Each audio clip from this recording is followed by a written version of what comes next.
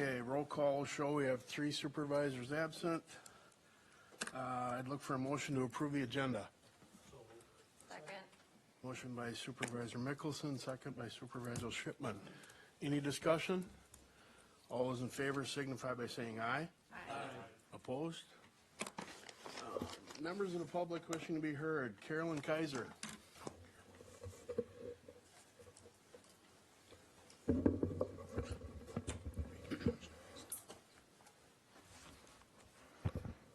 Good evening. My name is Carolyn Kaiser. I live in the town of Wheaton, and tonight I wish to focus on water quality issues. A brief summary would be that the citizens of Wisconsin have been calling about environmental changes for about a decade. And in February of 2019, Governor Evers created a task force on water quality. It's bipartisan. It held 14 public hearings and brought forth 13 legislative proposals. Many of these proposals are multi-positive. It's good for citizens, they have bipartisan input, and the state would put in funding. Last day of session for the Assembly is next Thursday, February 20th, and the Senate is March 25th. Therefore, time is of the essence to take action. Senate Bill 424 and Assembly Bill 475 have the goal to garner clean water at child care centers, child care providers, and camps. It would be required that they test for lead. If dangerous lead levels are present, they would need to find alternative water until it was remedied. Did you know that over 200,000 children from 1996 to 2016 were diagnosed as lead poisoned in Wisconsin? We know that children with elevated blood levels suffer profound and permanent health damage. So on the side of 424, that Senate bill, it did pass the Senate. So now we just need to get the Assembly to take action. You know, they only have 2 floor sessions, Tuesday and Thursday next week. Senate Bill 423 and that companion bill 476, they refer to lead waters in school. It's passed through the Natural Resources Committee, and it's had a public hearing. So again, it's going to be scheduled for the floor, we hope. Encourage your Senate and your Assembly person to vote for this. Senate Bill 723 and the companion bill, Assembly Bill 790, speaks to appropriating funds to the Department of Ag for county conservation staffing.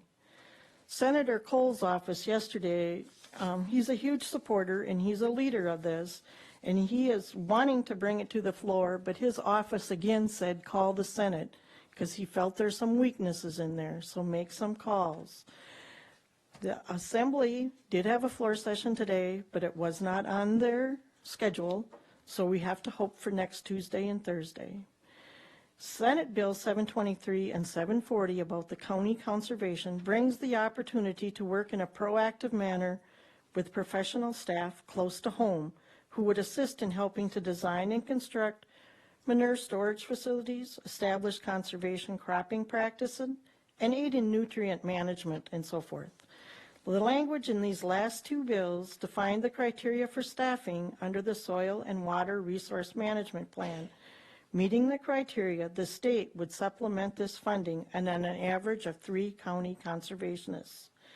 Chippewa County has taken some positive steps.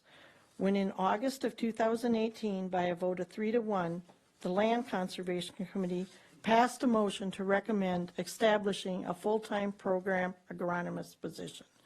Then in September of 2018, the entire county board passed a resolution to create said position, and that passed by a vote of 14-1.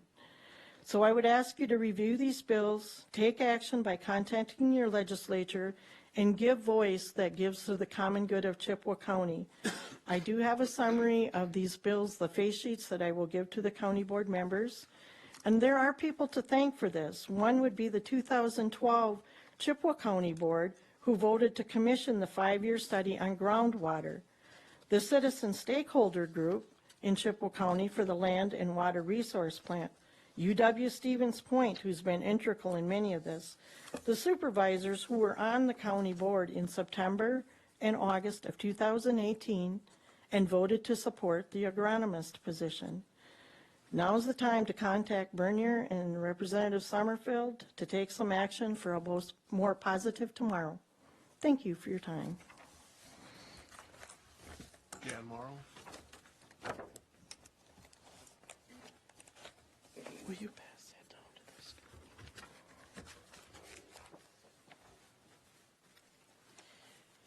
Now, this little lady, what was she talking about? Water. Well, guess what, people? I am back asking again for a moratorium on CAFOs. Because guess what? A lot of pollution happens with these large farms. And guess what, people? You know, the crazy thing about it, I remember one time, one of you sat there and said, oh my goodness, you put a moratorium on and all these farmers will go out of business. We lost 2 farmers per day last year in the state of Wisconsin. And guess what? Because of overproduction.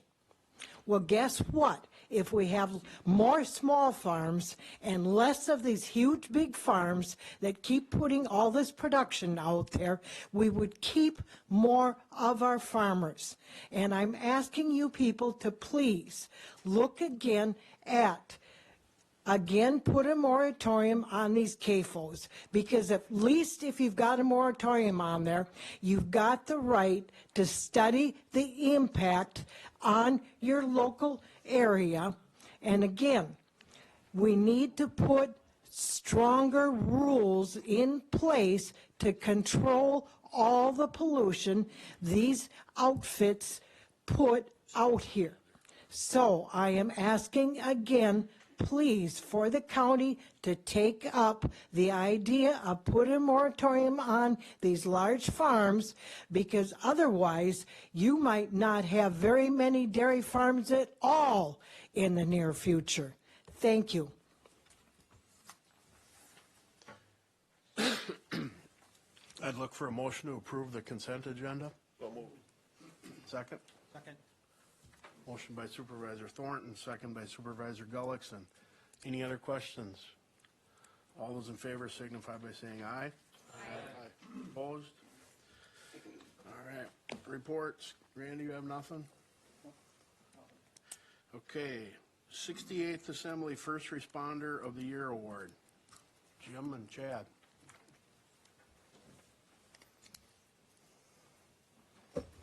Good evening.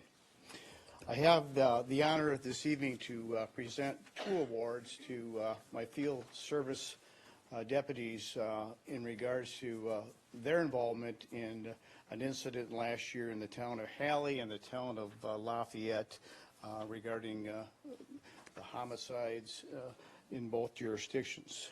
I'm going to ask the deputies to come forward. I'm going to tell you a little bit about the deputies due to the fact that, again, a lot of times you see the name, but you don't put a face with the name. So I'm going to ask Chris Eckwright, Deputy Chris Eckwright, to come forward. Chris started with the Sheriff's Department as a reserve, became full-time in 2018, and works the 6 p.m. to 6 a.m. shift. Little story about Chris. I met Chris at the YMCA a number of years ago when Chris was in high school. We played a lot of basketball together, and during one game, which I always beat him, I asked him what he was going to do with his life, and he didn't quite know, and I kind of mentioned maybe law enforcement, and he took heed of that, and there he is today. So, again, Chris, it's been a pleasure. It's been a pleasure playing basketball with you, and it's been a pleasure being your boss. Marty Folchek.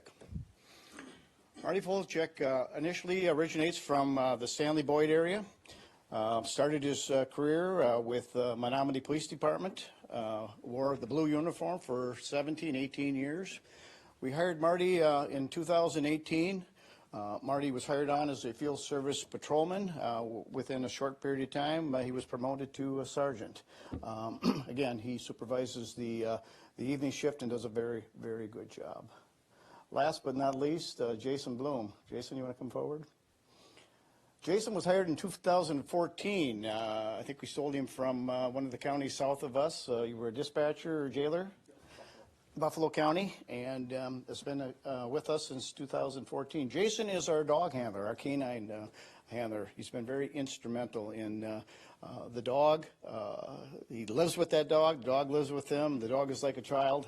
He has no children, but again, it's a 365 operation when you dedicate yourself and your career to being a canine officer. These three gentlemen were involved in responding to a call for service a little less than a year ago in the town of Lake Hallie. The call for service is that there was gunshots fired and unknown who was involved or what took place. On a daily basis, law enforcement gets these calls. Most recently, if you read the paper, New York had 2 shootings in the same day, which involved their officers. 2 officers that were sitting in a van, a gentleman approached them and asked for directions as they were talking to this individual. He pulled out a gun and shot both of the officers. Fortunately, did not shoot him dead. He fled from the scene, and later that afternoon he entered a precinct in New York and again pulled out a gun and started shooting at officers. So this is a daily occurrence, unfortunately, throughout the United States. These officers were fortunate enough that when they did respond and they formulated a plan, they entered a building, which again, they had no idea who was involved, if the shooter was still there, how many people were victims, how many people were involved. They put themselves in harm's way. And they do this every day. Again, very simple calls can turn out very tragic and again, loss of life. Again, these 2 officers in New York, when the gentleman again, approached them and was asked for directions, the last thing on their mind was that they were going to get shot. And again, in law enforcement, we never know what can happen. Things can turn on a dime. So again, the gentlemen that are standing in front of you are the recipients of the 68 Assembly First Responder of the Year Award, along with the Life-Saving Award from the American Police Hall of Fame. I'm going to turn over the presentation over to Chief Deputy Chad Olm. Thank you, Sheriff. The Sheriff covered most of the first award, which these officers received in Madison on October 10th, 2019, from the Speaker of the Assembly, Robin J. Voss, and Representative Jesse James. What they went through that night, it's hard for a lot of us to imagine, but they set their own feelings of uncertainty and safety aside to deal with the situation at hand. And the best outcome of a very terrible situation is a direct result of these 3. So as it relates to the 68th Assembly Award, I'd like to congratulate you.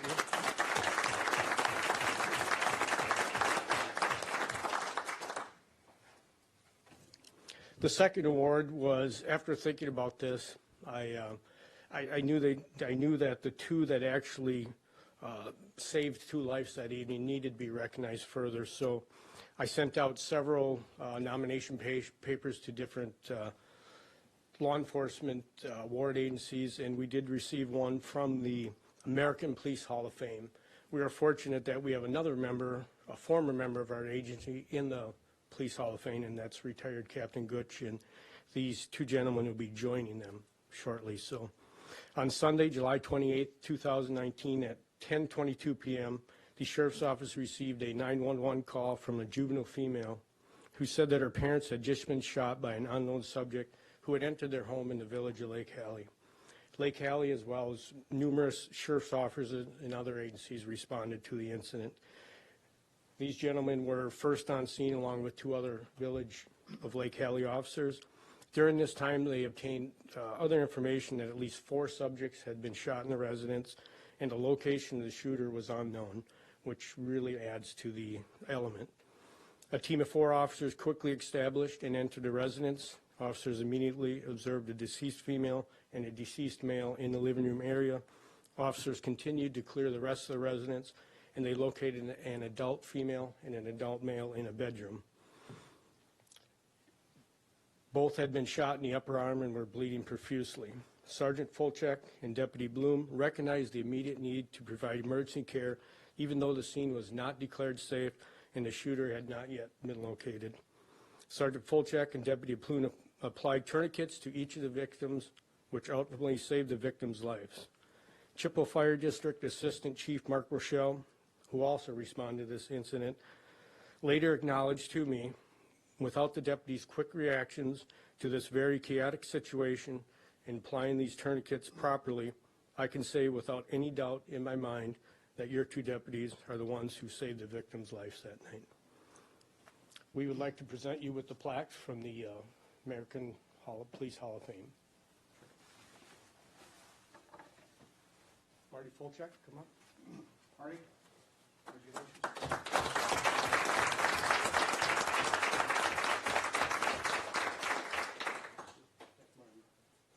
Marty, your second award. Again, congratulations. Thank you. Jason Bloom. Jason Bloom. Congratulations. Congratulations.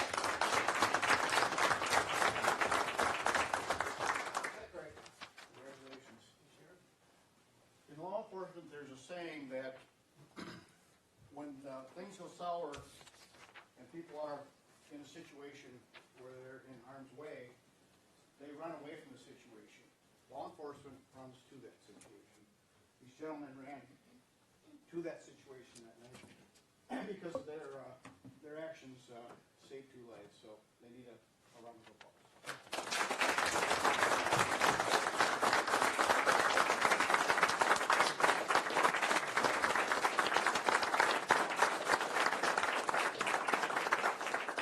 Thank you.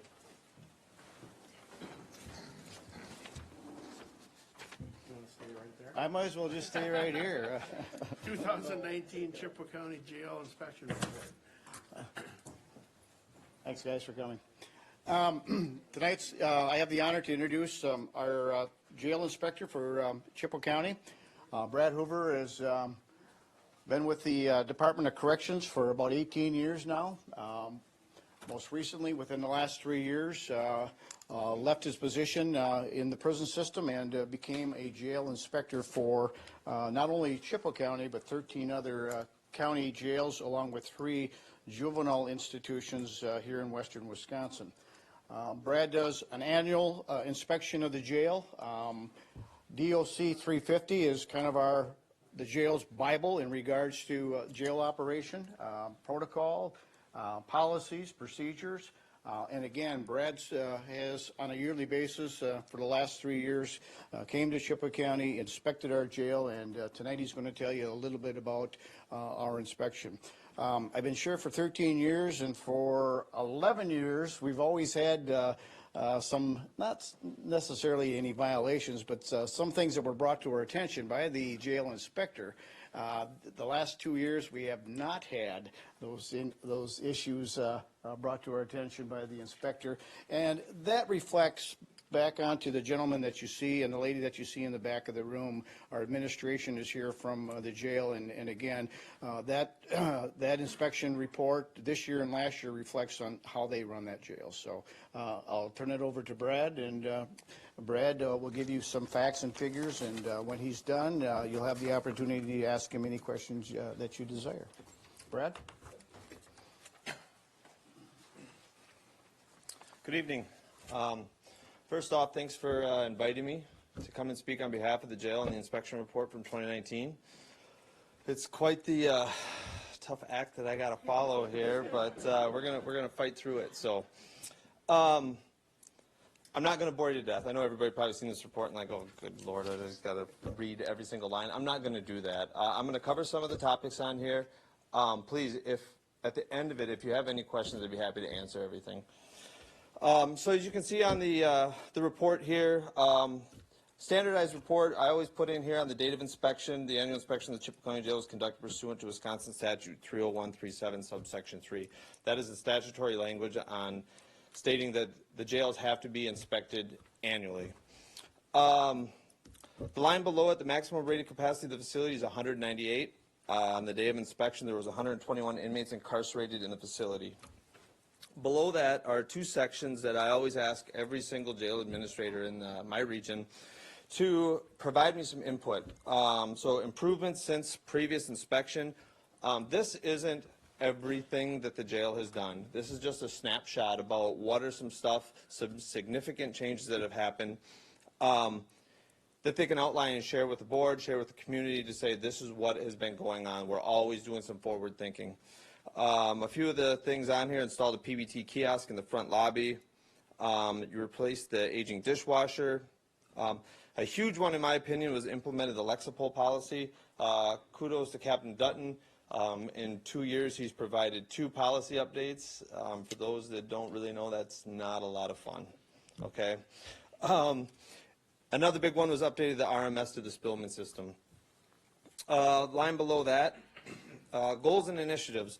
Like I said before, this shows forward thinking on what the jail is doing. Implement electronic medical records. That is something that we're seeing not only in this region but across the state and across the country. You'd like to install the industrial washers and dryers. To the people that don't know, update the Guard One pipe tour system to the Guard One mobile. That is the device that the staff use when conducting their rounds. That is the device that I utilize on the records to see when I look on the day of inspection to make sure that staff are meeting the criteria on the 60-minute rounds for inmates in general population, and then the 15-minute checks as well for inmates that are on suicide watch. I'd like to begin to rebuild the CERT team and implement the Morpho Touch, a biometric fingerprinting tool. All that stuff I know sounds really interesting. The one piece I do want to spend a little bit of time on is the summary of jail operations. Skipping the first paragraph, I'd like to talk, starting with the second one. During the walkthrough of the facility, the radios, intercoms, and doors all appeared to be in proper working order. The facility was also found to be clean and in good condition. The only area of concern that was brought to my attention was the showers in both E and G dorms showed serious wear and need attention. If this hasn't already been addressed, please have maintenance correct this problem before it gets worse. In the grand scheme of things, this is a pretty large facility. And if that is kudos to the staff and the administration here. If that is the only real issue that I saw, I didn't even note it as a violation. It's general wear and tear. It's something that you see that from the age of this building, showers are used every single day.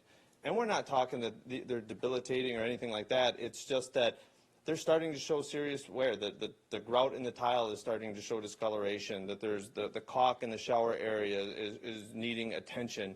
And this is just something to say, hey, you know, you may want to start paying attention to this before it becomes a bigger issue. Okay? Last paragraph here. While walking through the inmate living areas, I received no complaints regarding the conditions of confinement or staff supervision. During the inspection, inmates stated that staff conduct rounds regularly and also assist them with questions they may have. My observations during the inspections revealed cordial and professional interactions between staff and inmates. Captain Dutton and his staff are to be commended for the overall positive feedback and facility climate. Now, I have 14 counties, 3 juvenile facilities. I know it's going to be hard to believe, but when I walk into general population and start talking, they don't always have nice things to say about people, okay? So when I walk through, it's a conversation piece. It really, I'm walking through and it's not only looking at the entire facility, but having conversations with individuals that are incarcerated here. And I want to see, are you seeing staff come through? How often? Are they talking with you? Are they helping with you? And the inmates here are like, absolutely, the staff are coming through. How often? You know, we see them every 30 minutes. They're intermittent, you know, but they're always coming through. That's great. The round report reflects that. Are they helping you out? Are you getting your laundry done? Are you getting your sanitary? Are you getting your cleaning materials? How often? And these inmates can rattle off, this is what's going on. Are they helping you? That's a big thing. Are they helping you with any questions you may have? How did the proper procedure work? Yes, the staff here are great. And that's a reflection on the staff here, the reflection on administration, because, you know, like the sheriff said, the last years, you know, there's been some negative stuff in there, and I really feel that the staff have worked really hard. They've taken ownership of that to correct that.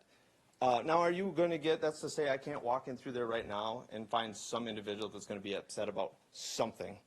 You know, the water's too hot, the water's too cold, the air's too hot, the air's too cold, you know, something. But, you know, that isn't repetitive complaints. And, you know, when I walk through all the living units and I talk with inmates and see that, you know, that is a big deal. I can't stress that enough. So that really is, it's kudos to the staff and doing their job, owning it, and just working towards providing that quality product. The paragraph below, programs. The Chippewa County Jail provides the following programs to both male and female inmates. That is an important piece right there. It's not just separated by males are only getting programming or females are only getting programmed. The staff here are working hard to find program providers for both sexes and be able to provide that. Outlining this here, it just shows all the hard work that they're putting in. If you haven't tried to find program providers and understand that concept, it's tough to find a quality program provider and one that meets the standards that would allow them to come inside the jail to provide that programming. And all of some of the other steps that come behind that, the backgrounding checks, the orientations for all of these people. And to see that all this stuff is being provided is huge. That's why I like to outline it. It just shows the quality and the product that the county is putting out towards reentry for the individuals that are incarcerated here. Underneath, inspection findings. So I put in here, there's no violations noted during this year's annual inspection. Again, kudos to the staff, you know, and their hard work and diligent efforts to make sure that everything is being met. The sheriff touched on it a little bit. Administrative Code DOC 350 is the standard that we hold the jails to. If you're ever having a hard time falling asleep and you want something to read, pull it up, look at it. There's a lot of standards there. And for the jail to go through and meet those, you know, and they're minimum standards. You know, it isn't, you know, when you look at it, it's a minimum standard. And I can tell you that, you know, the jail has a lot of those that they exceed, that they've taken that and they've raised above and beyond. So I think the county has a lot to be proud of when you look at the thing, at the jail. And to see that the staff here are really working hard at keeping the jail not only safe and secure, but also, you know, in regards to sanitation and wellness, they do a really good job. So, any questions about the report? Any questions about the inspection? Awesome. Thank you. Okay. Thanks, Brad. I want to extend an offer for you people that, county board members that have not had the opportunity to come to the jail to do a tour. Give myself a call, give Captain Dutton, Dan Model, any of the sergeants a ring, and again, anytime, we're open 24/7, and we will let you out. We will let you out. One thing I got to remind you about, the jail tour takes an hour. It takes an hour. You wouldn't think that I would take up an hour of your time walking you through the jail, but it does take an hour. So again, I'm extending that offer, and anytime that you want, give me a call, give the captain a call. So thanks, Brad, for showing up, and I'm done. Thanks, Sheriff. Department of Land Conservation and Forest Management Annual Report, Mr. Masterpole. Thank you, Mr. Chair. My name is Dan Masterpole. I direct the Department of Land Conservation and Forest Management. And what I'd like to do is provide an annual report tonight. And it actually covers 2 years, 2018 and 19. Last year we did quite a bit of planning, and I presented information during those reports. So just wanted to provide a recap of what was accomplished over the last 2 years while you've been in your term. Our mission is to encourage stewardship for sustainability, to support a quality environment and a productive economy. The report that I'm going to summarize tonight is posted on the internet. It's a full performance report. Tonight what I'm going to do is just provide a PowerPoint overview.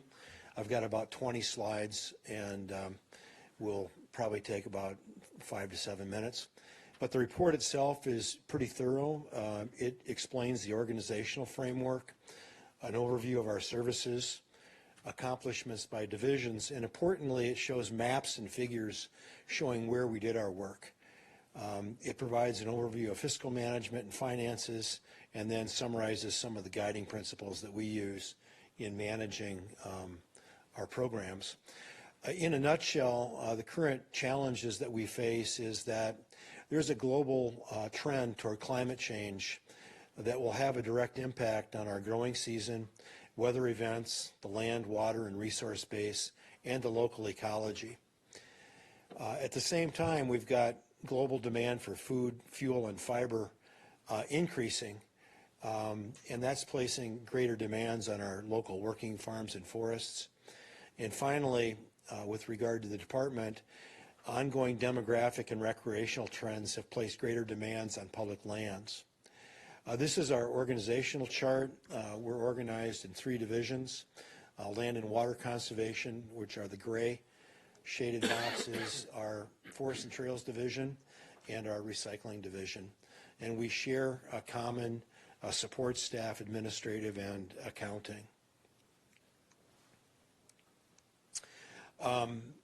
With regard to the land and water conservation division, last year we initiated and completed a pretty extensive community-based planning process to update our county land and water resource management plan, which is our kind of our strategic plan for our program covering the periods 2019 to 23. We did this with the assistance of the committee and an advisory committee of stakeholders, and that plan sets program goals and objectives and an activity schedule that we use to systematically implement our programs using annual work plans. In 2018 and 19, the division provided money and technical assistance and services to farmers that are regulated. This is a mandate for their cropping practices and livestock operations. We pursue a priority farm approach because we have to set priorities, and we work with livestock operations that are expanding or installing new manure storage structures. We also respond to public complaints, and then we focus on areas called ag enterprise zones under our farmland preservation programming. We had some voluntary initiatives that we supported to work with landowners that want to do things voluntarily. We generally focus on conservation buffers that are located along streams and wetlands, but we also have a watershed-based project initiative working east of the Chippewa River and the Yellow River watershed, where we're working with lake associations and USDA on advancing buffers in the interest of water quality. The division administered the county's non-metallic mine reclamation ordinance and program, and importantly, in the last couple of years, established and applied standardized methods and criteria to assure that reclamation as it occurs in a quality fashion. And we're especially pleased with the work that's been done in that arena. Then finally, for the division, we work in concert with the Planning and Zoning Committee and the municipalities in the Chippewa Falls urban area to administer a targeted stormwater management program, and now are systematically reviewing all new developments in that area to make sure that they are managing their stormwater properly. With regard to some of the monitoring work that we've done, we wrapped up a number of scientific studies in the last 2 years, one that you were reported on a couple times by the agencies. There was a 5-year study conducted by the USGS and State Survey on the impacts of sand mining and irrigation in the western part of the county. That report's been filed, and a model has been developed that we can now use to evaluate new high cap wells. And then also in the last couple of years, we completed some extensive groundwater sampling county-wide that now allows us to know where the hot spots are and where some of the trend lines are for increases in concentrations of metals and nitrates. Finally, we completed a groundwater reclamation, or a non-metallic mine reclamation study with UW River Falls, and now have a much better feel for how to go about reclaiming lands, and particularly if they're going to be restored to hay and prairie. One of the other things that we did was installed a groundwater elevation monitoring network in the last 2 years that will be up and running in the future to monitor groundwater changes through time as we deal with some of these weather variations. With regard to the county forest, we manage the county forest as a business enterprise for timber production, public recreation, and environmental values. The committee is now in the process of developing a project design and initiating a planning process to update the county forest comprehensive land use plan for the period 2019 and 34. This is more of a policy document, and so over the next 6 months or so, the committee will be working with an advisory stakeholder group to review those policies and update that plan. This plan will come to you probably in about November of this year.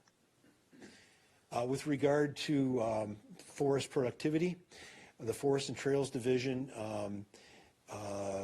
administered 32 active timber sales for harvests in 2018 and 19. In 2018, it generated about $900,000 worth of revenue.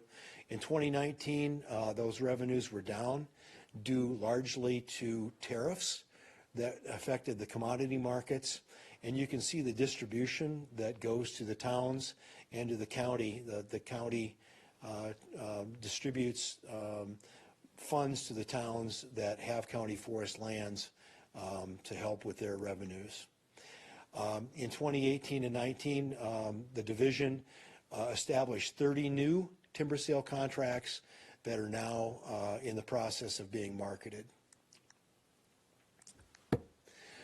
Importantly, in 2018 and 19, the division reinvested strongly in the county forest infrastructure, upgraded the condition of several of the major county forest roads, working with the highway department, and completed structural improvements to a number of the flowage dams.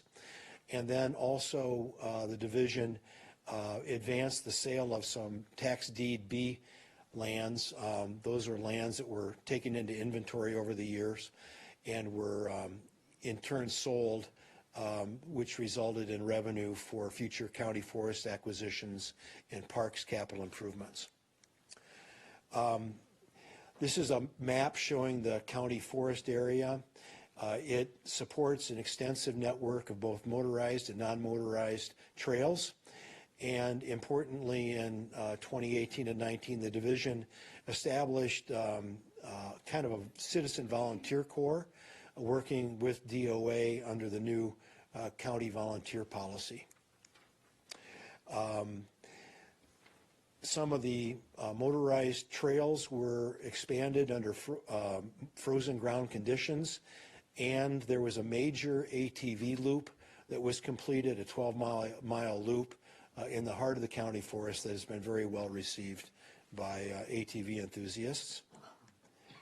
We worked with the non-motorized trail user groups to upgrade and replace and reroute certain trail areas to assure that those non-motorized trail users have an optimal experience. Again, these trail networks are maintained by user groups with kind of minimal assistance and oversight by the county. We have a very successful and robust recycling division that's administered by Renee Yonk, who's been with us for many years. The county serves as a recycling coordinator for 28 of the 31 municipalities, and in that role distributes state funds and provides information and enforcement of the county recycling ordinances. But the individual municipalities, in effect, contract and run their own recycling curbside programs. This map shows the location of the municipalities that we work with, and they're shaded by groups. They kind of try to work together to get better contract deals as they're contracting for services.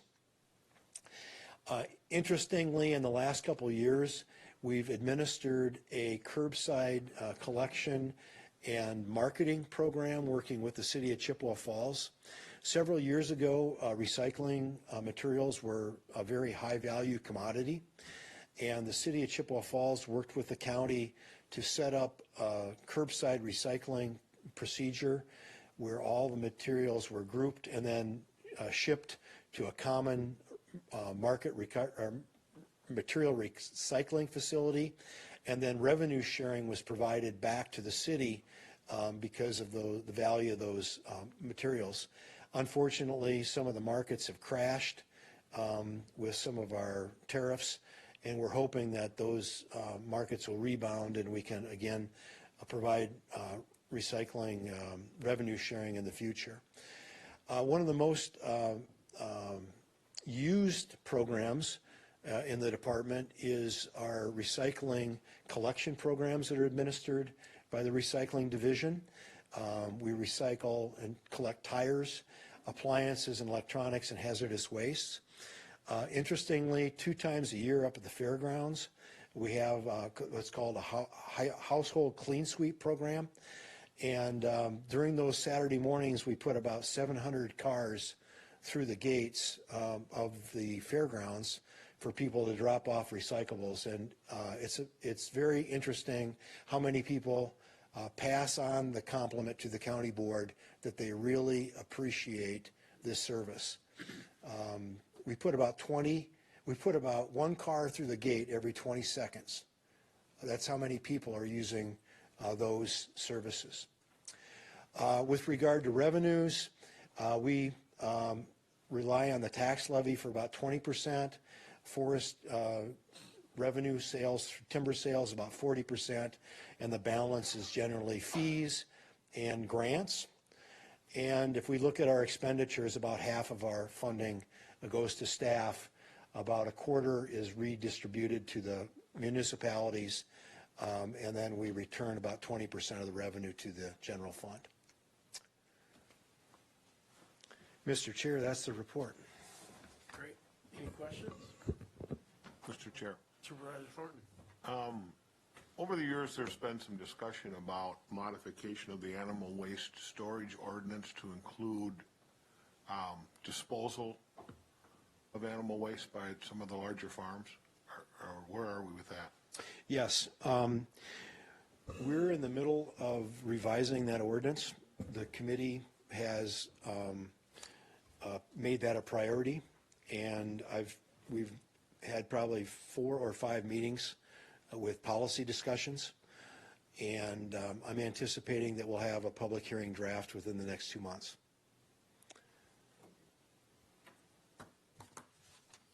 Anyone else? Thanks, Dan. Thank you. Business items, resolution 6-20.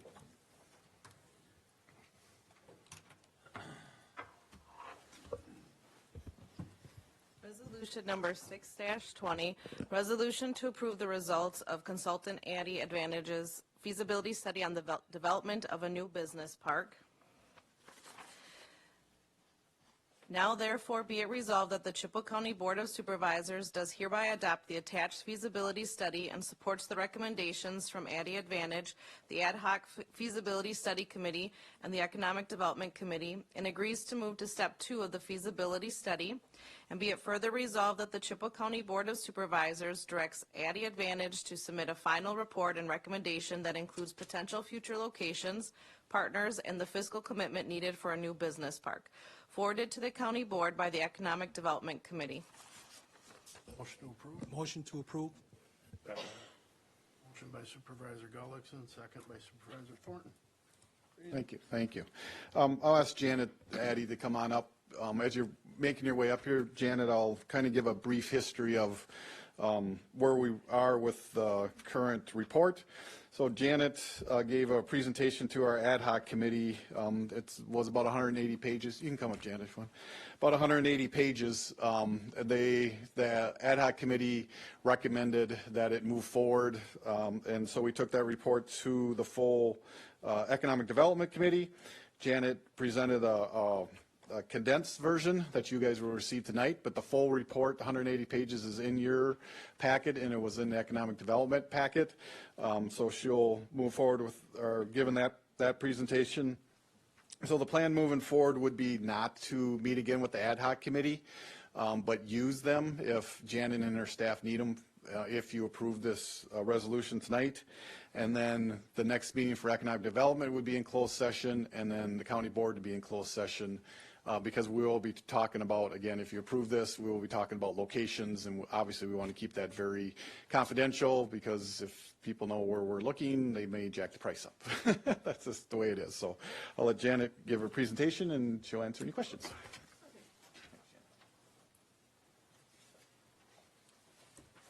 Thanks, Randy, and good evening, everybody. Quite a slate of topics to follow. Gives a good cross-section of what's important here in the county, and this will be the next topic. All right, so let's talk just a little bit about, and as Randy said, you all have copies of it. I saw some of you've pulled it up already, but it is also available on the website if you're interested in it. I think that what I'd like to share is that I believe that the county leadership brought the project to the fold because the Lake Wissota Business Park was getting full. And in the economic development world, if you don't have a site or a building, you basically don't have product. And if you don't have a product, you don't have anything to market. You don't need a marketing plan to do that. And so with an eye toward ensuring that there's a continued stream of new businesses and new business expansions that are occurring in the county, they undertook this study. And there's two key components to it. The first component is to ask, basically, is there going to be continued demand? You know, you've had a good run with Lake Wissota Business Park over the last 15, 20 years, just about filled out. Do we have any indications to suggest whether that demand will continue or whether it won't or whether it'll change or how that will be? And that's what the topics of tonight's presentation is. If you should vote yes on this, the second part is, okay, if we've got demand, then what does the supply look like? Would there be a place or places in Chippewa County where we could have a similar impact of about the same size as Lake Wissota Business Park is or larger, so that we could continue to have that business expansion, growth, jobs, and investment here in the county? So that is our charter and a goal for this phase. In terms of the steps, we can see we've done a lot of work in the discovery phase. I'm going to go through and share the highlights of each of those components tonight. But what we have, as Randy said, is our phase 1 study recommendations tonight. Should that be approved, we'll complete out identifying and looking at the characteristics of where an expansion of a business park or a new business park may go. Okay. All right, and so as Randy mentioned, we put together an ad hoc committee of professionals in the economic development world here in the county. We created some initial guidelines or parameters of what our best thinking would be about what a future business park or industrial park might look like. And we came up with a number of specific factors. Importantly, you will know that my eyesight is terrible, so I'm going to do this by memory. Do you? That'd be awesome. I hope that the people who do the testing for the eye exams for the driver's license are not here. I think all of our elected, our enforcement officials have left for the evening. Okay. And so some of the criteria, at least as a starting point, because we wanted to put a stake in the ground, right? At least as a starting point in terms of ownership, the county would prefer to own what might come down the pike next. The county also has a great deal of experience in very different types of partnerships and is comfortable and would welcome some of those depending on what the situation warranted. We also talked about what the potential size of a new potential park would be, and the consensus of the ad hoc committee was, let's set our sights high. Let's set them at least 200 acres, 250 acres, which is about the size range of the current Lake Wissota Business Park, and maybe even larger if it makes sense. Okay, and there's a couple of trends that are going toward larger parcel sizes being requested by companies. It's just one of the things that's happened over the last 20, 30 years in the time that the Lake Wissota Business Park was started.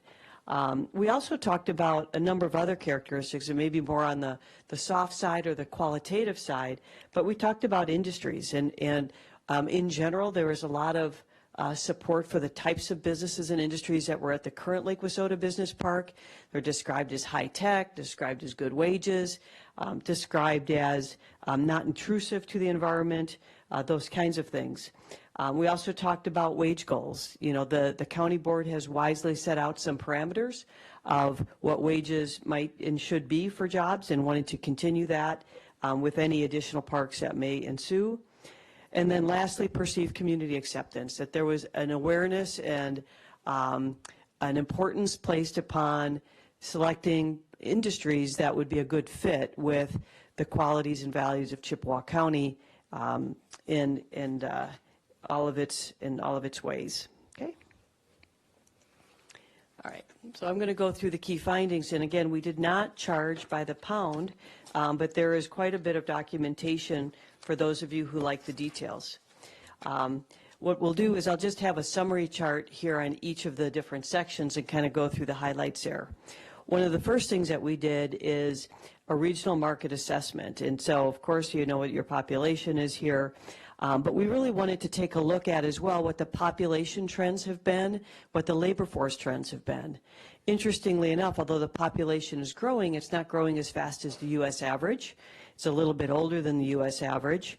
But interestingly, on the labor force side, your labor force is keeping up. So you're pulling in people from outside the county to work in this county, which is a very positive indicator of the types of business and industry that you already have here. Want to talk about education rates. In terms of high school education, four-year higher ed, and grad school attainment, it's a little bit lower than comparison regions, but the two-year higher educational rate in the county is higher than all the comparison regions. And so we start to realize the types of industries that might support, and then also, I think, importantly, the educational resources that you have here with Chippewa Valley Technical College, as well as a number of others in the near area.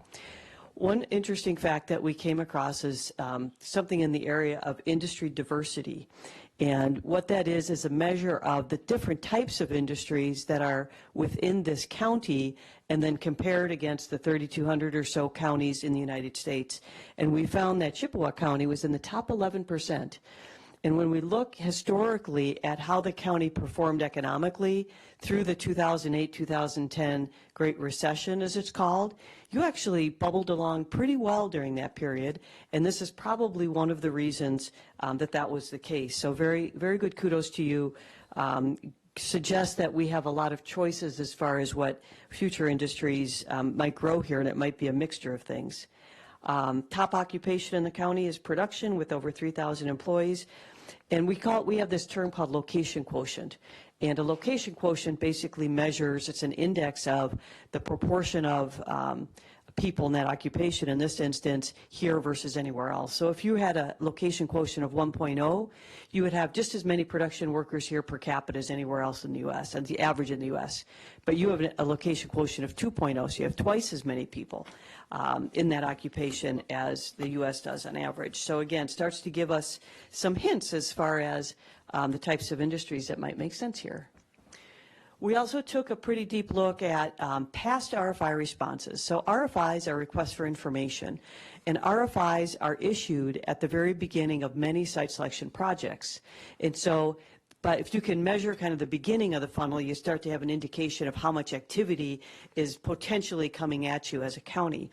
And we looked at the RFI responses on two different bases. We reached out to the Wisconsin Economic Development Corporation, and they directed us to the regional group, which is called Momentum West. Momentum West shared their information. We also reached out to the Chippewa County Economic Development Council to look at their RFI responses and how those had been handled and so forth over the last 15 years or so. And what we learned is that, of course, you would expect that the number of inquiries fluctuates each year with a declining trend over the last 3 years, but on average about 18% of inquiries made it into a request for proposal or a request for information. So the inquiries come in, and then if you pass the test, basically they send you the RFI, which means you're still in the running. So that's basically a very good sign. The majority of inquiries came through the CCEDC, followed by the railroad companies, and then the WEDC.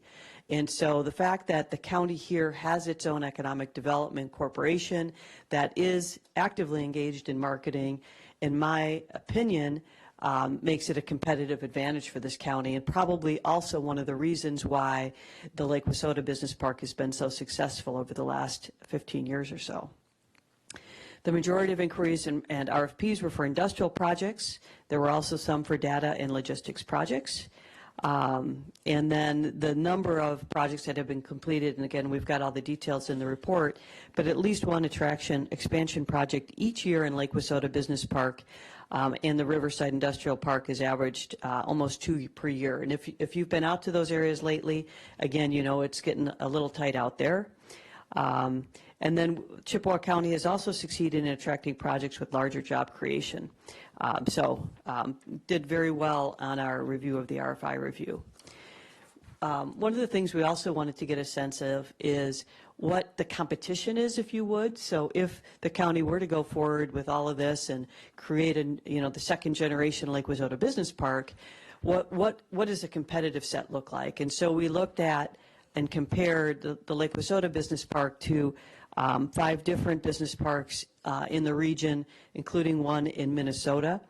And our assessment of that is, while there are other industrial parks out there, we still felt that there is a niche here for the kind of high-tech manufacturing-based jobs that the Lake Wissota Business Park has been known for. Okay.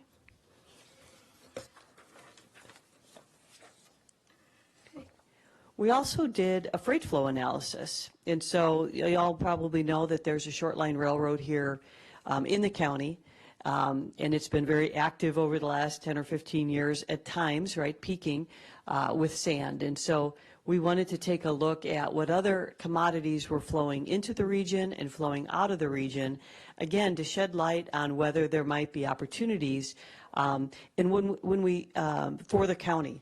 And when we look at this kind of data, what we're looking for in particular is if there are goods that are being shipped out before values being added to them.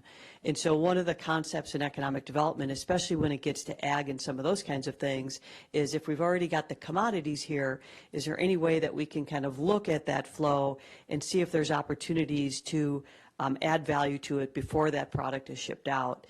At the same time, we're looking at the inbound flows and saying, hey, if they're already shipping in finished goods, is there any opportunity for us to create those finished goods here instead of bringing them in already wrapped up? Okay, so we did a pretty in-depth analysis on that, and it's quite detailed, but it basically said that sand had been, of course, a big driver here in the county.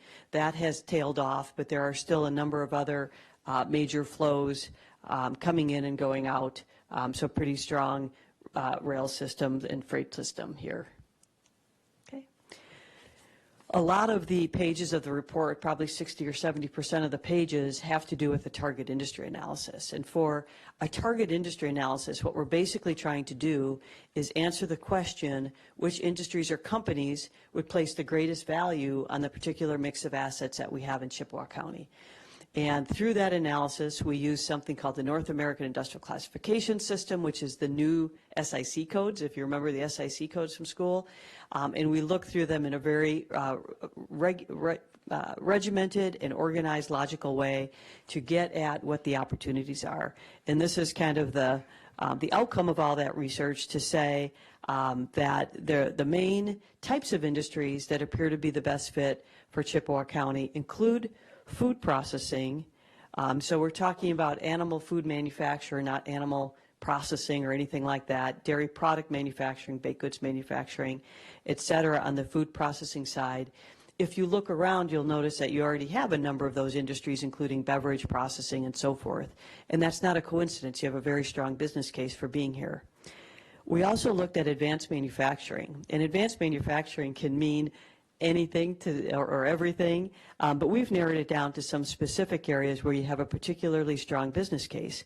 That's industrial machinery manufacturing, computer manufacturing, motor vehicle body and trailer manufacturing, medical equipment and supplies, and maybe chemicals and plastics. And so again, leveraging some of the strengths you already have here, taking into account some of the desires from the ad hoc committee as well. One of the great features of Chippewa County, and one of the great excitement for us as kind of economic development geeks was your incredible transportation and warehousing network that you have here. So the interstate system, the rail system, it goes on. There's probably not a place in the county that you're more than 10 or 15 minutes from a 4-lane highway. And so understandably, those kinds of businesses that are trying to distribute goods, this might be a logical location for them. And then lastly, we put in professional services, especially in the professional, scientific, and technical services area. And one of the reasons for that is because that can be a really great add-on industry to some of your manufacturing operations. And if you will, it makes them a little bit more sticky to their locations if we can start to get some of those occupations here. Okay.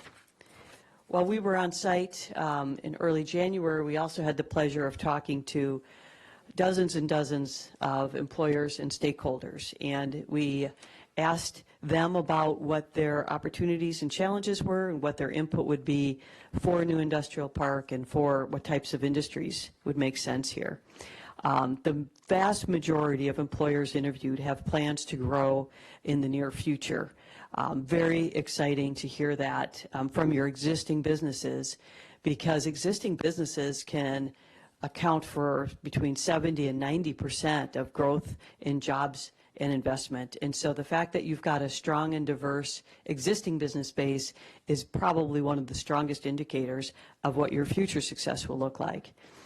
Not surprisingly, the biggest challenge that existing employers face is a shortage of employees, a lack of available talent, as we call it in this world, and you guys in the back are nodding.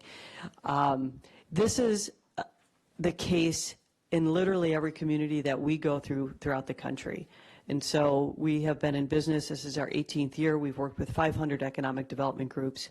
I would be hard-stretched to name one that doesn't have some kind of talent issue. And so it's not, do you have an issue, it's what are the specifics of your issue and what are going to be the ways that you can address it specifically.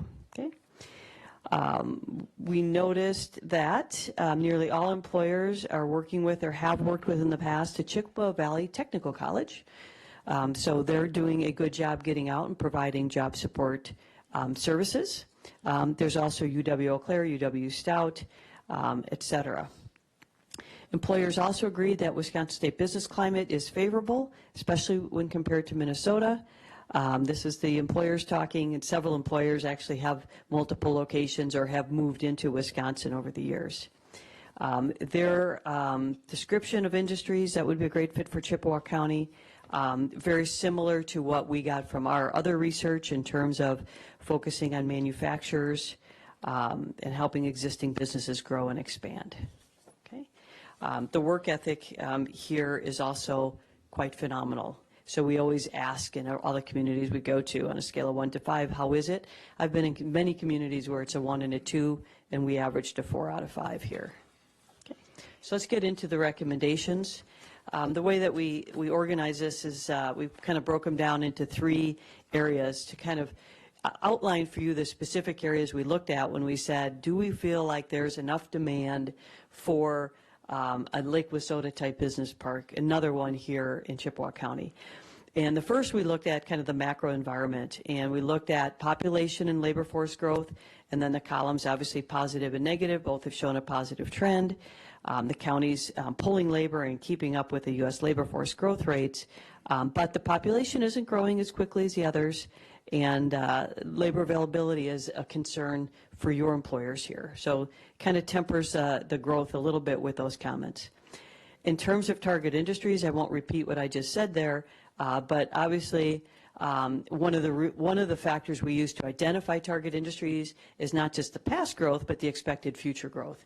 And so we expect that many of the target industries are going to continue to grow faster than the economy as a whole. So that's the good thing, that the ones that fit well here are also growing a little bit faster than the whole. The freight flow analysis showed that finished manufacturing represents the largest growth opportunity by value. And then when we talk about existing business characteristics, again, many of the existing businesses cite plans to grow, which is very, very positive for additional demand here. Okay. The second set of things that we looked at was the project pipeline. So it's one thing to have product, it's another to have people aware about it, interested, and basically making the sale as far as that goes. And so we saw some very positive things here in terms of the annual percentage of RFI requests. The number of requests was strong, and a trend toward companies requesting larger sites. Actually, over the last couple of years, as a supply side, so as the number of lots available at Lake Wissota Business Park has declined, the CCEDC has tailed back its marketing a little bit. And so there is some, I think, urgency to this if you do decide to move forward, because it's hard to get marketing ramped up if it's all the way shut down. We want to keep it going so that they continue to have some place to market. The close rates have been very high. And I know in one of the committee meetings, some of the board members that were represented asked about, Chippewa County relative to other counties we've worked with. And these are very outstanding numbers in terms of performance here. And then community support, obviously that varies widely by community, but even as evidenced tonight by some of the folks who are spending their time on a Tuesday night out here, very involved and engaged, and certainly a consideration for the types of industries that would be pursued. The third set of factors we looked at were related to the sites themselves. And as I mentioned before, in economic development, your sites and buildings are your product. And so we looked at the availability of sites and buildings. And right now, of course, there's a lack of large ready industrial parks in Wisconsin overall. I'm not sure if you guys spend your weekends looking at industrial parks like I do, but there are very few industrial parks of, let's say, 500 acres or more in the entire upper Midwest. We have done reviews for other states at the statewide level to identify such potential sites, and they are very, very few and far between. So if you start to think about not only what you want for your future in terms of jobs and income and good jobs for your kids and grandkids, you also think about how you can differentiate that and how you might be able to get something done that other places may not. There might be an opportunity there. We looked at the pricing here at Lake Wissota Business Park under the guidance of this board is very competitive. And although there are other business parks throughout the county, none of them have the contiguous lots, right? There's acreage, but it's not all contiguous for those bigger projects or those that wish to expand. We had water and sewer capacity varying quite a bit by community, and fiber availability as well. There's some very strong pockets of fiber here, which is remarkable for some of the rural areas. Transportation-wise, some parts of the county have rail access, others do not. Most parts have highway access, and so again, generally some pretty good options no matter where you are in the county. This slide summarizes our feasibility recommendations, and then I think we go back to the resolution. Okay. So again, on the macro environment, overall very positive, and our evaluation is go. So that's a yes. Pay particular heed to the labor force availabilities and ways to address that. And so when we think about feasibility of a site, right, we go back and forth between the site and the market, the site and the market. And so now we've looked at the market piece in terms of is there a demand. Next, we'll look at the sites to see if there's sites. Once we see the sites, we're going to go back and say, hey, is there labor? Because we won't want to get too far down the path spending the county's money if we don't think there's going to be a future labor force for whatever businesses come in. If there's labor, then we go and we look at the sites a little bit more and we make sure that there's water and sewer and those kinds of things. So you can see it's a very iterative process as we get more and more committed to a certain property so that we don't go all in until we make sure that everything's aligned. We also looked at the project pipeline, and our assessment of that was a go as well, with the recommendations to explore intercounty alignment within the context of economic development. So in other words, we know that the concept of alignment is very powerful in economic development. Having clarity, I understand that you're already working on an investment policy for incentives and those kinds of things. I understand that's on the docket. That's a huge step in that direction, so kudos on that. The third category here was factors related to sites. They vary a lot, and of course that's going to be the focus of our phase 2 assessment. So with this, we would make the recommendation that we believe that there is enough demand to warrant going into the phase 2, which is talking about the supply. I have one more slide here, if you'll bear with me. And these were things that either the Economic Development Committee or the Ad hoc Committee brought up in terms of additional questions they had about the market side. And one was, you know, Janet, hey, can you go a little bit deeper on how well we're doing as a county in terms of economic development? Yes, of course we can. So if there's an interest in benchmarking Chippewa County and CCEDC against some competing areas, that's certainly something we can do. There's also questions about the sand industry, right? So we know that sand was really big and now it's tailed off. Is that it? Is it done? Is there going to be other opportunities? Do you want to peek behind that to see what that might be? We can certainly take a look at what the future of the high quality sand that is indigenous here might hold for you in the future. And then the third piece was the talent assessment. And we know that availability of talent is the biggest challenge faced by your current employers. It'll certainly be top of the list for any employers we bring in from outside. And so the idea here is to identify exactly what your talent resources are, what the needs are, identify any gaps, and then work toward filling those gaps. Okay.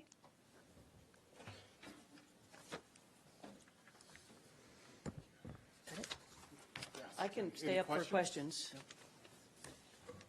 Okay. Supervisor Garris. Two questions for you. If the county doesn't move forward and build a business park, will the private sector do it? That's a great question. So the question is, if the county doesn't step forward, will the private sector do it? It's hard to speculate what the private sector may do. There are some examples in some of the communities within the county that has turned to the private sector. And I'm thinking of a community to the south of Chippewa Falls that brought in a developer and then not much has happened. So in fact, I can think of one in Chippewa Falls itself where that same situation happened. And so one of the downsides of that is that the county doesn't have much control over that. And so it might be that they come in and they don't do anything, or it might be that they come in and they put in used car lots or something that may not be the best and highest use from the county's perspective. And I think that because the county played such a role at Lake Wissota Business Park, it could provide a guiding hand in terms of the kinds of businesses it did want, and it could also support the CCEDC and marketing to get the kinds of businesses there and the jobs over a sustained period of time. Okay, thank you. The other question is, what kind of time frame are we looking at? You know, the time frame from the time you pick a potential, site to That's a great question. The funding of the site, the development of the site, and getting any grants, any stuff like. So, are we 5 years out, 10 years out? What's the time frame look like? That's a great question. So the question was, what does the timeline look like if we were to go forward and find a site and all that kind of stuff? We're actually grouping the sites based on their readiness and their complexity. And so that's kind of the evaluation criteria we're using, because some are arguably further along in readiness than others. And so by that I mean maybe there's control of the site, maybe there's utilities already to the perimeter of the site, maybe it's already zoned the right way, maybe it's compatible uses already. Those kinds of things would make a site more ready. And then there's the complexities, right? So there's different parties or different landowners or not zoned, it's just higher complexity of it. And so when we think about how long it will take, I think it's kind of where they are on that continuum, because I could envision some of the opportunities taking a couple years, and I could envision others taking many, many years. By the time you assemble the parcels and you start to get the directing board or whatever established and so forth. But to your point, I think that the county should not be just thinking about a one and done, what's our site, what's our best site, let's be done. The county should really be thinking about what I call a property pipeline, to say, what can we get done in the near term, and what are going to be the things that are our options going forward. You know, I think the other benefit of that is that you don't have all your eggs in one basket, because some things will change. Some properties will become more or less favorable just based on how they start to play out. And so by having kind of a portfolio instead of just the single bet, I think you'll be better positioned for the longer term.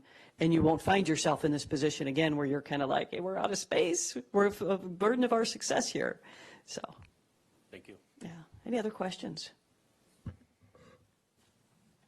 Okay. All right. Thank you. Thanks. Just a couple things. One, just to remember, because we used a federal grant in order to do this study, we're eligible for a federal grant for infrastructure. If we do move forward, I believe it's up to half of the infrastructure cost. So if we would end up going maybe with another, partner, maybe we could split this half of the half kind of deal. So I think we have some opportunities there. And I just want to thank Janet and her staff. They were outstanding. They did a great job. Charlie Walker did a great job pulling everybody together for the meeting she talked about for those 2 days. The municipalities we talked to, that I talked to, were thankful. We sent it out to everybody. Some came and just said, there's nothing really we can do. We just want to know kind of what's going on, and they really appreciated us reaching out to them. So great job, Janet. All right, any other discussion? Let's vote.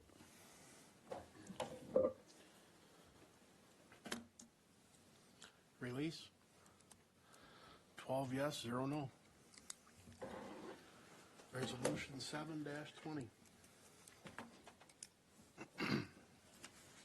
Resolution number 7-20, resolution to approve the 2020 to 2022 collective bargaining agreement between Chippewa County and the Wisconsin Professional Police Association. Now therefore be it resolved that the 2020 to 2022 WPPA/CCD-SA contract as set out in the attached changes to agreement document is hereby ratified by the County Board of Supervisors, and the commencement date shall be January 1, 2020, forwarded to the County Board by the Executive Committee. Motion to approve. So move. Second. Second. Motion by Supervisor Gullickson, second by Supervisor Mickelson. I'll have Tony go through the details.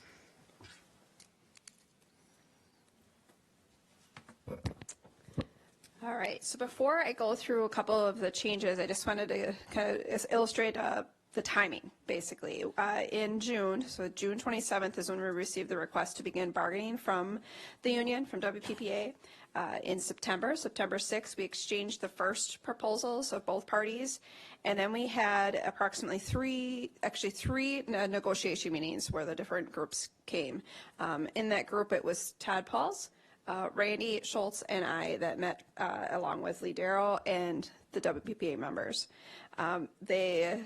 We received notification of ratification of the contract on January 7th, and then we met with the Executive Committee on January 21st. So today, what I have in front of you is the minor changes. There really were minor changes. It was a good back and forth negotiation, and it really came down to primarily wages and the contract length. But I'll go through a couple of the minor changes. What Tracy has up here is Article 3. There was a Janus ruling that occurred this last year in the contract period, and so we basically updated the fair share section of the contract to a membership and dues section, and we updated it accordingly to that ruling. If we go to Article 13, in this section, the work week and hours of overtime language, we basically updated that to allow management to fill overtime that's not signed after 7 days versus 10 days. We also removed the term special investigations, which actually is, I believe, further into the document. And this was simply because the members, none of the parties understood what special investigations meant. Article 14, we struck the last sentence of that paragraph where it says holidays following. Got to put my glasses on here. Holidays falling during an employee's PTO shall be taken as an entire day of PTO. And basically what that was, it was back when the contract ended, when the county required employees to take so many days off of PTO in a row. So that language was accidentally left in there as we've changed and moved away from that requirement. Article 15, paid time off. There was a transition section in the PTO policy because we moved from sick and vacation time to PTO. So we'll strike the transition section out because they're no longer a transition. It's been fully deployed. Emergency leave. We did discuss this. This is primarily for funeral, and so we discussed it because they have 12-hour shifts. They also have investigators on 8-hour shifts, and so what they did is they met in the middle. So it'll be 30 hours. It used to be days, and so now it's 30 hours for funeral leave. And then we also just adjusted a little bit of the language there so that there was some accommodation and some clarity on when the funeral is, and it can be anywhere from the date of death, and they can take off up to the date after the funeral, and that's for travel time. So we talked through that. The next section is meetings in schools. The discussion came up about why this section is in here, where it says when out of town, the employees may drink alcohol on completion of the day's schooling and or meeting. And we believe that there was an incident that occurred that this ended up landing in the contract altogether, and we just wanted to clarify. Mr. Thornton's shaking his head. He must be aware of what happened. Did it involve him? So this was suggested language that was added. Duration was something that we talked about since I've been with the county, and I think for several years prior it was a 2-year contract. This year there was an agreement to a 3-year contract. We also have number 6 there is in reference to one of the side letters. In the 12-hour shift side letter, the courthouse security officer assignment side letter, we're recommending that you change the accrual benefits to a 5-2-5-2, which means he works 8-hour, 5 days a week. It previously was the shift that they used to define for the 8-hour shifts for patrol officers. So we're defining it, and they would basically allow them to accrue comp at the same level as the investigators. And then we have the wage recommendations. And so after going back and forth, we came to an agreement of 2.5% for 2020, 3.5% for 2021, and a 3.5% for 2022, and that would apply to both investigators and patrol officers. And then insurance is the same, so it'll be a contribution of 10% that the employees would pay towards the premium, and we just simply added a third year to that, which is 2022. And then this is something I said a little bit earlier. This was where we actually changed the overtime posted and not signed for to 7 days. And then we also struck the language of special investigations, which is a little bit further down, simply because all the parties did not understand what a special investigation was. So we just struck that. In this 12-hour shift side letter, there were several assignments that are noted, and the courthouse security position was added after that side letter, so we added the courthouse security officer position. And then the rec officer simply said that the regular workday shall be 8 hours, and they suggested that we switch that to up to 12 hours, as most of the patrol officers are working 12-hour shifts. And that would allow him to also do the same thing.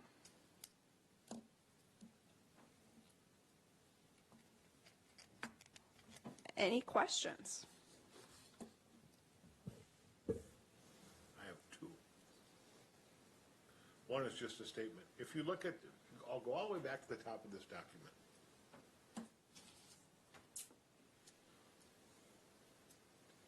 Right there. The following proposed settlement agreement was reached by the parties on December 10th, 2022. Just a typo. Correct, to typo. We haven't gotten there yet. Yeah. And then my other question is under the letter of understanding for the rec officer. No, that's not where it is. There was in one of the pay, oh no, I don't have it. One of the pay things, there was something missing. You had changed the pay for the rec officer for something, and your percentage did not, under the wage schedule, in this document? FTO rate. So FTO used to be a daily rate.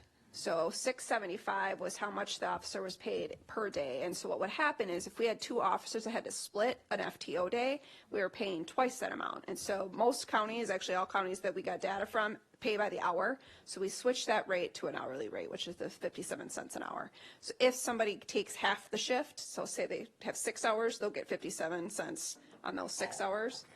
And then the second officer would get 57 cents on their 6 hours. Okay, thank you. You're welcome. Supervisor Sweetwater. I also have a couple questions. The regular contract ends on 2022 and all the side letters are 2021. Reason?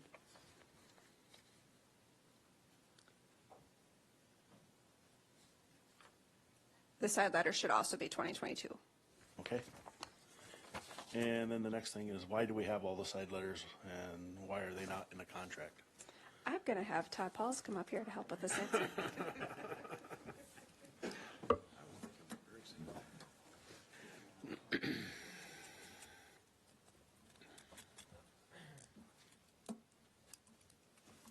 So the reasons for not having those side letters as part of the agreement, most of those letters are assignments.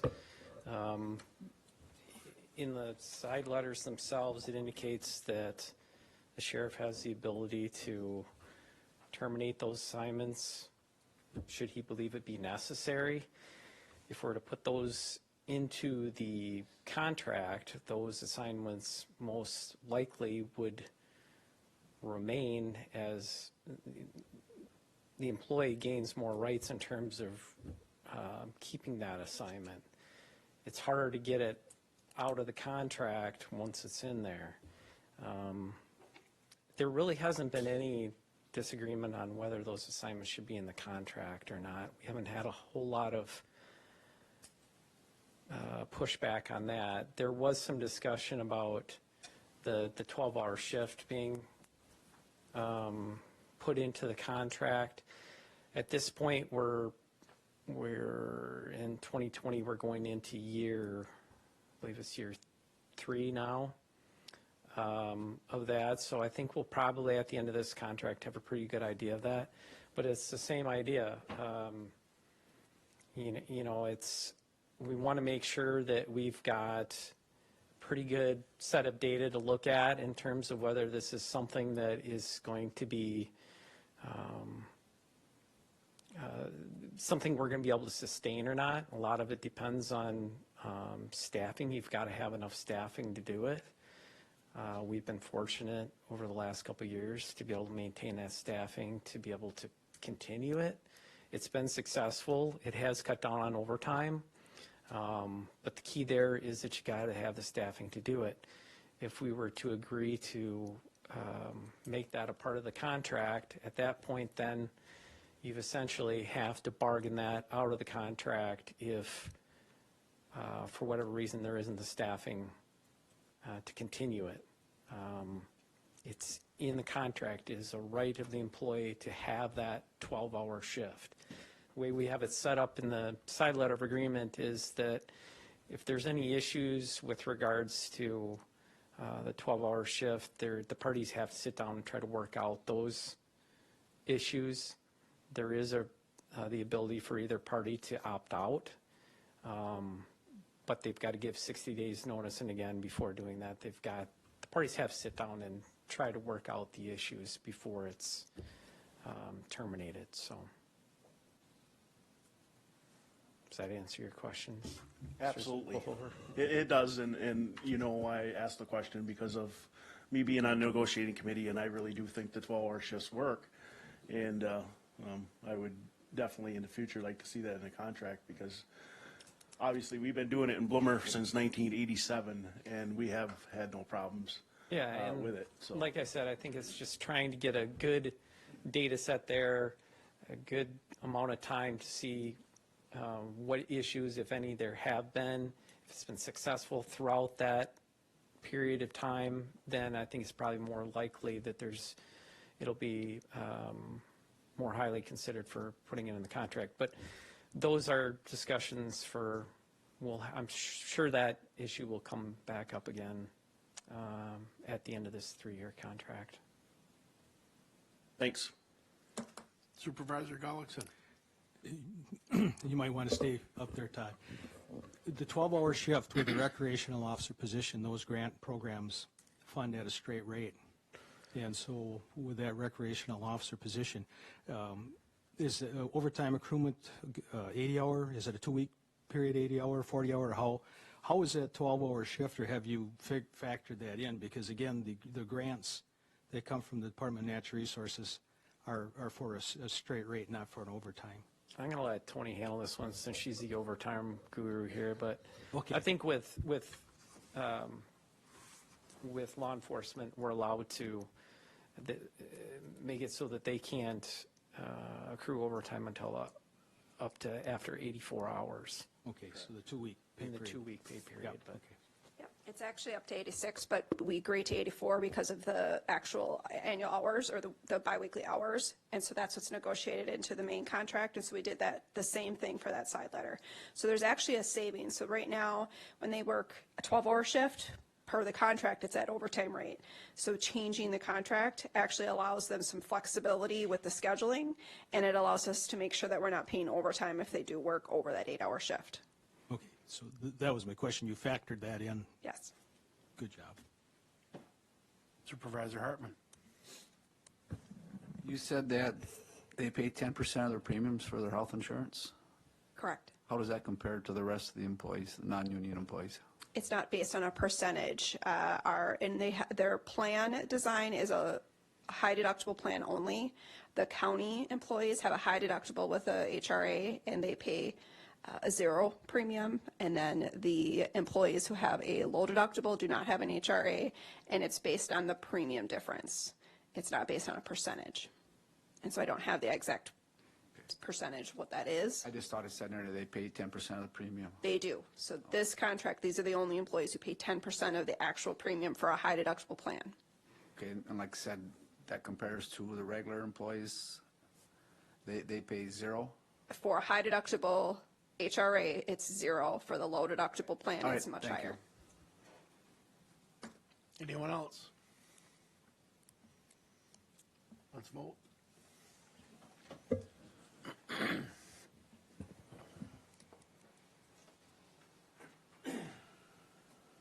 Release. 12 yes, 0 no. Resolution 8-20.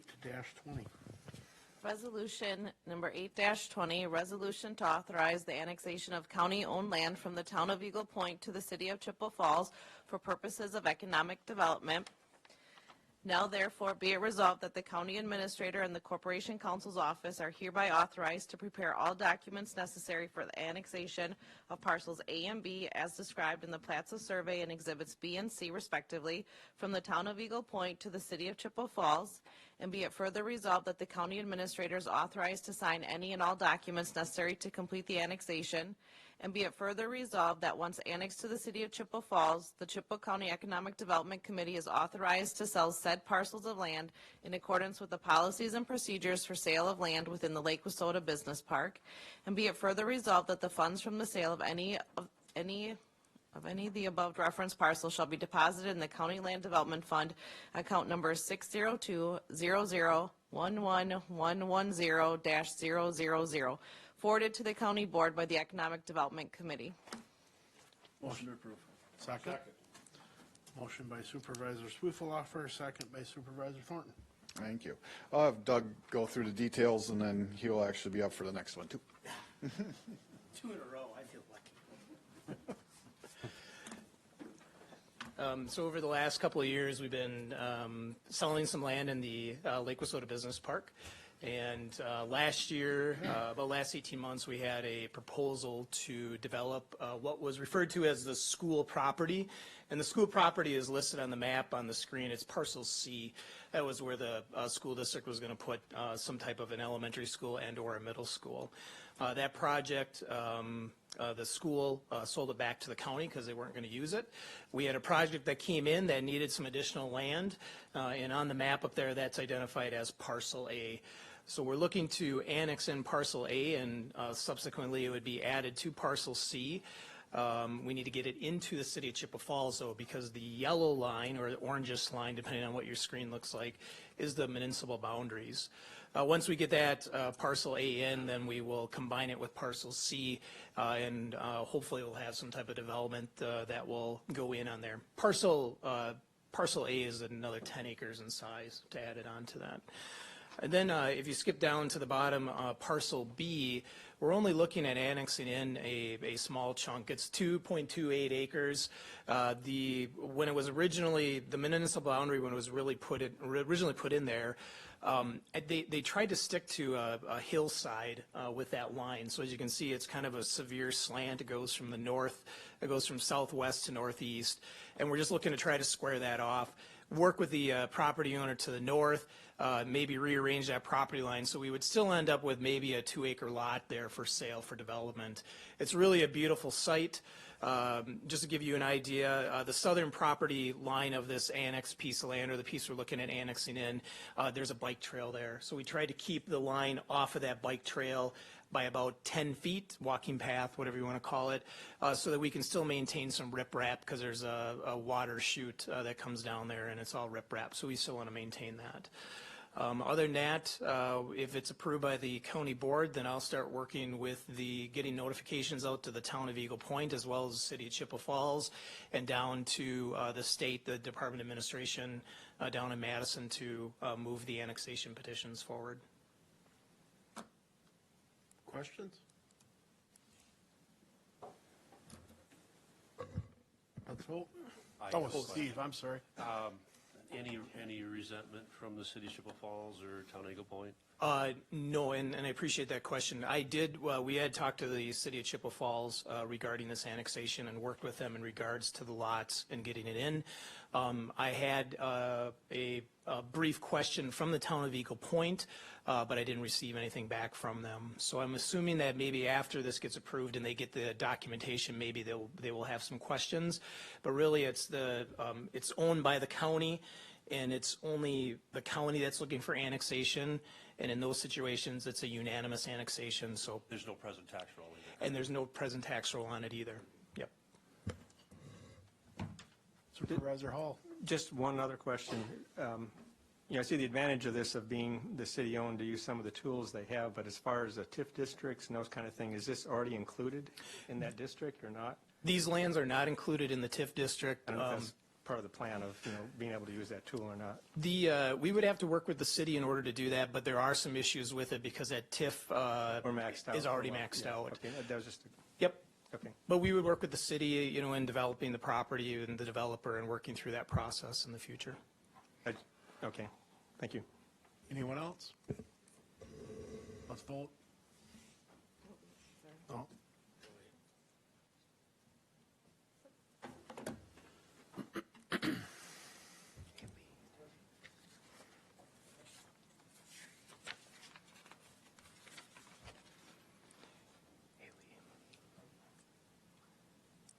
Release. 12 yes, 0 no. Ordinance 1-20. Ordinance 1-20, ordinance to amend section 70-146 to 70-154 of the Chippewa County Court of Ordinances regarding signs. Second reading. Motion approved. Motion by Supervisor Swoof-Walfer, second by Supervisor Mickelson. Doug, any questions?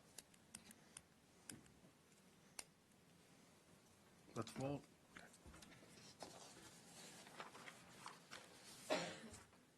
Release. 12 yes, 0 no. Thank you. Ordinance 2-20. Ordinance 2-20, ordinance to amend sections 2-83 and 2-84 of the Chippewa County Code of Ordinances regarding the Chippewa County Criminal Justice Collaborating Council. First reading. This is just adding, I'll answer any questions, but this is just adding the CJCC to our statutory committees. It's really just a continuation of what we've changed in that department.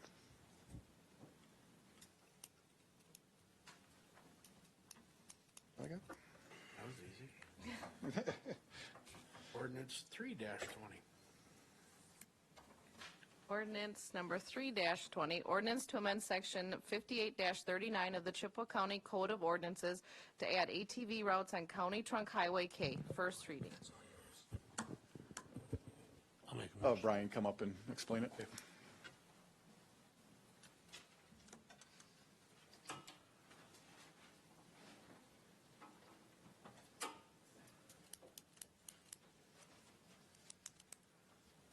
This is our second year in the new process that we came up with a couple years ago. Simplifies the application process, allows route requests once a year. They requested 3 routes this year. We reviewed them this summer and deemed that 2 of them met the criteria in the scoring system that we have. A segment of Highway K just north of Highway S, and then another segment of Highway K where it comes out at Highway 27. So those would be the 2 that met the criteria. The third one on Double E has got some sight vision issues, and they're going through the appeals process to ask us to take a second look at that one right now. So that'll be coming back to the Highway Committee again. Any questions?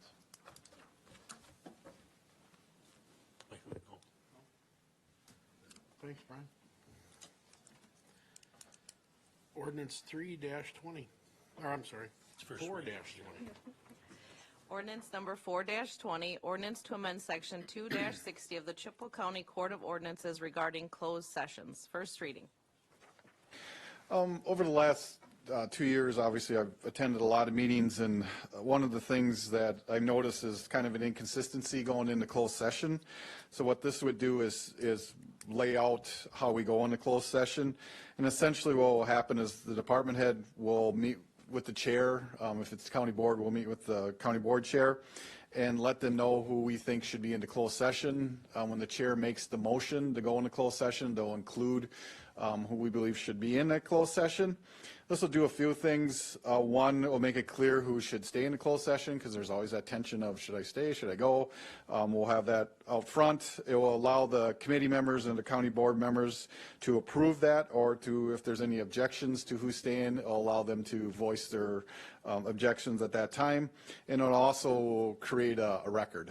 Right now, it's kind of iffy if it's recorded who's in closed session or not. Then obviously years down the line, if we want to know who was in that closed session, we'll have that clear record. This also addresses what minutes should be taken within the closed session, and it's very simple. It's just the motion and the vote. And then Supervisor Garish actually asked a good question at executive about economic development, because sometimes those people that come into those closed sessions, they're confidential. So we can use a generic term when we need to go into that closed session, which I think helps keep that confidentiality intact for that. So that was a question that came up. So any other questions? We did have a meeting. Jackie and Tracy met with the meeting clerks to explain this, so they're aware of it. We talked to the department head, so everybody's aware of how to move forward. Supervisor Hartman.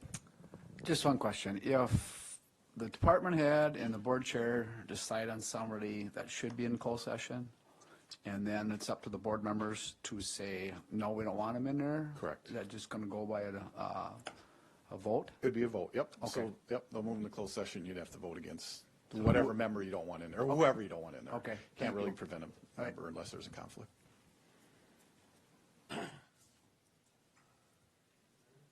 Thanks. Ordinance 5-20. Ordinance number 5-20, ordinance to amend section 2-361 of the Chippewa County Code of Ordinances regarding use of sales tax revenue. First reading. So this would not change what sales tax is currently used for. Currently, tax relief can only go up by CPI, as you see that right there. What this would allow us to do is give us some flexibility that we don't have to go exactly up CPI.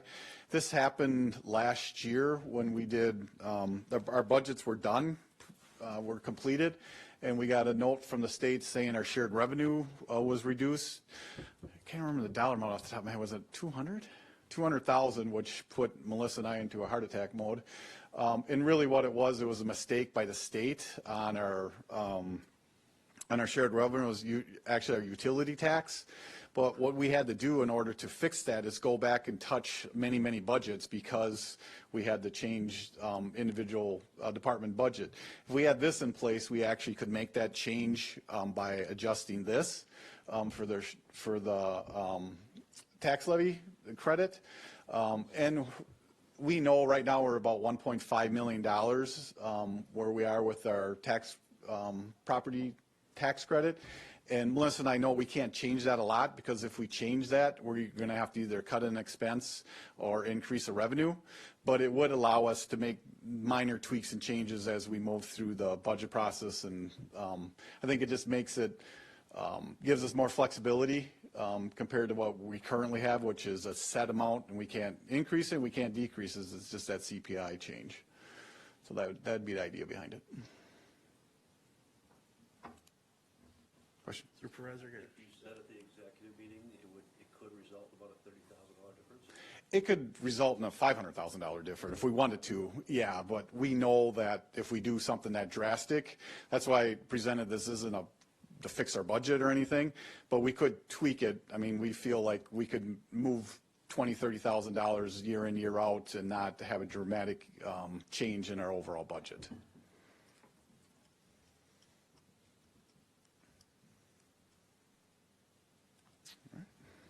Supervisor Thornton, is something on your mind? He's thinking. Well, define the phrase minor adjustment. Yeah, I can't. What scares me, and Yeah. you answered it when you answered Supervisor Garish's question. You were moving $20,000, I may not have an issue, but if you're moving $500,000, I have an issue. Yeah, I would have an issue with that too. I mean, we know practically we can't do that because if we do that, we're going to have to adjust. Like I said, either we're going to have to cut $500,000 or we're going to have to increase revenues $500,000. We'd have to do something. But the fact that it's a hard number of CPI only really limits any tweaks we can make at all. Again, if we have something that comes in once our budget's completed and all of a sudden we find shared revenues different or something else happens, we have to go back and touch all those budgets. Here we could adjust this for 1 year and then make that adjustment as we go further, or the years moving forward further in the budget. But I think if the board is approving CPIs, I think the board should approve changes to CPI. You would, sure, yep, and you would approve the overall budget, so you would know what that is. You would know that whatever that change, whatever the change is. Right now, you approve that it's CPI. You approve that in the budget now. So any monies that is available that's different, that goes through our CPI program and what we're able to spend the rest of the money on. So that's what would be adjusted. If we use more of this, then we'd have to use less for any kind of projects as we're moving forward. That's really what it would affect. Go ahead, Melissa. Come on.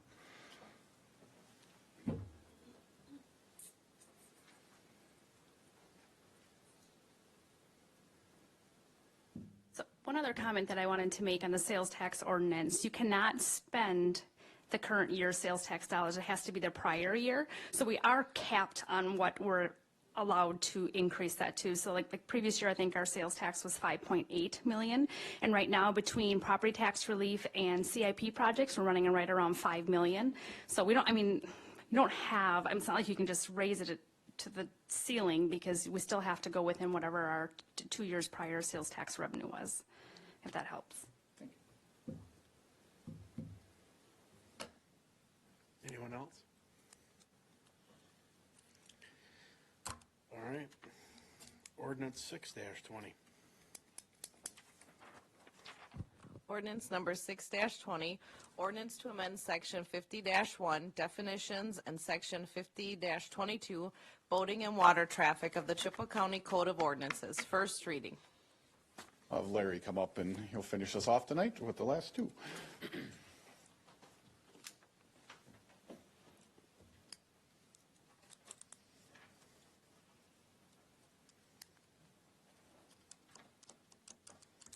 Good evening. So this ordinance change really added language in GPS coordinates to clarify the buoys locations. So we added, there's buoy locations for no wake buoys, swimming buoys, and no anchor buoys.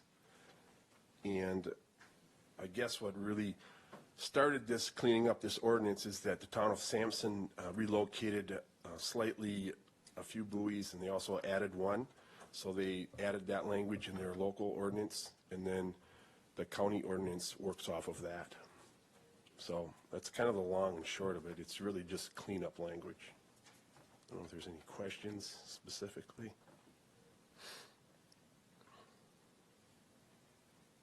Okay, thanks. Public firearms range facility use policy, first reading. So I'd say about a year ago, we had a use request at the firearms range, and we struggled a little bit on how to address it. And at that point, the county administrator suggested that we work on a firearms range facilities use policy. So that's what kind of spearheaded or started this effort. With that, we developed one. We modeled it after the facilities use policy here at the Government Center campus. We worked it through DOA, the Firearms Range Advisory Committee, the Facilities and Parks Committee, and that's what you see here tonight then, is the product of that. So. Yes. Mr. Chair. Supervisor Gullickson. In reading this over, we should probably sit down and have a little chit chat. There's some glaring things that we need to take a look at. This range was funded through a Pittman-Robertson grant, which has specific rules and guidelines to it. I do have that NRA book that cites that. So there's some minor tweaks in here I think that you'd want to take a look at to put us back in order of the grant, because if we're in violation of the grant, we have to repay the grant threefold. So there's just some little tweaks in here that I think I can sit down and do it. And the reason I know about this is I got the grant, produce a grant that built that range. And not only that, the NRA actually came back to me to oversee and look at other ranges. So I have a little bit of knowledge in this area. Sounds good. We can do that. Yeah, thank you. Anyone else? Thanks, Larry. Yep. Any communication? Future agenda items? Motion to adjourn. We're adjourned. Thank you.